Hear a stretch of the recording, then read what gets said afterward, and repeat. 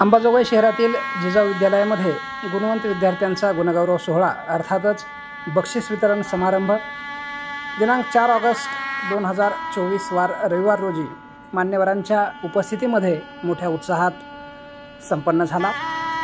या कार्यक्रमाची सुरुवात ज्ञानज्योती क्रांतिज्योती सावित्रीबाई फुले यांच्या प्रतिमेचं पूजन करून कार्यक्रमाची रीतसर सुरुवात करण्यात आली। कार्यक्रमाच्या अध्यक्षस्थानी ज्येष्ठ विधिज्ञ ॲडव्होकेट माधवरावजी जाधव, तर कार्यक्रमाला मुख्य मार्गदर्शक म्हणून रविवारपेठ केंद्राचे केंद्रप्रमुख श्री कमलाकरजी कापसे हे उपस्थित होते। यावेळी प्रमुख उपस्थितीमध्ये गोविंदजी सोन्नर सर, त्याचबरोबर MTS स्पर्धा परीक्षेचे जिल्हा समन्वयक संतोष राऊत सर, त्याचबरोबर संस्थेचे अध्यक्ष अंकुशरावजी लोंढाळ, संस्थेचे सचिव दयानंदजी लोंढाळ हे सुद्धा या कार्यक्रमासाठी प्रमुख उपस्थित होते।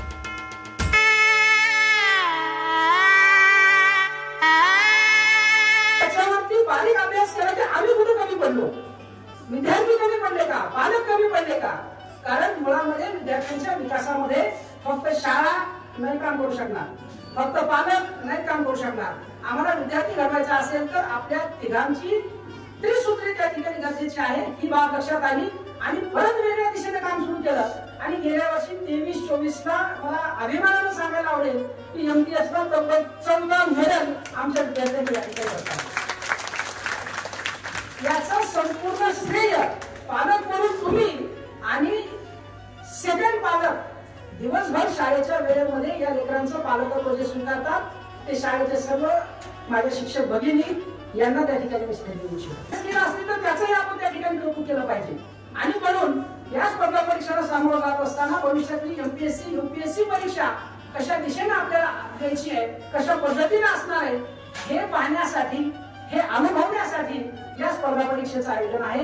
यावर्षी सुद्धा आपण MTS अक्षरगंगा दोन्ही स्पर्धा परीक्षेसाठी बोल के हम तो निकल पड़े, हर द्वार खोल के गगन कहे विजयी भव, विजयी भव, गगन कहे विजयी भव।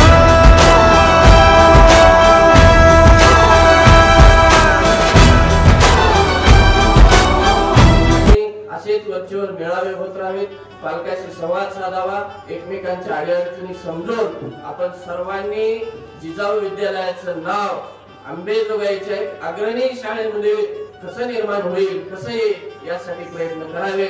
आमच्या कार्यालयाच्या वतीनं आपले या ठिकाणी जे गुणवंत विद्यार्थी आलेले आहेत त्या सर्वांचं मी अभिनंदन करतो, पुढच्या कार्यासाठी शुभेच्छा देतो आणि मला या ठिकाणी बोलावलं, माझा सन्मान केला।